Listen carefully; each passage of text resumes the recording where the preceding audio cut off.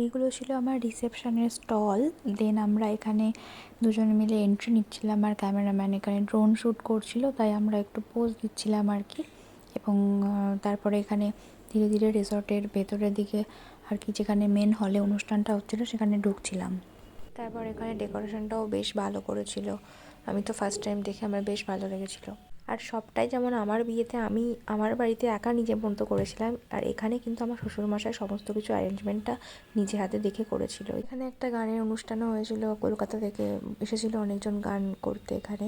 দেন আমরা এখানে একটু নাচানাচি করছিলাম, ও আর আমি একসাথে একটু কাপল ডান্সও করে নিয়েছিলাম, তো ভীষণই মজা হয়েছিল। তারপরে আমার বাড়ির সবাই মিলে বেশ নাচ টাচ করেছিল এখানে। তারপরে খেতে বসে গেছিলাম, আমাদেরকে খাবার সার্ভ করে দিয়েছিল। পরের দিন সকালে আবার ব্রেকফাস্ট করে আমার বাড়ির সবাই বেরিয়ে গেছিলো আর কি। তো এই ছিল আমার রিসেপশন ব্লগ। কেমন লাগলো অবশ্যই জানিও।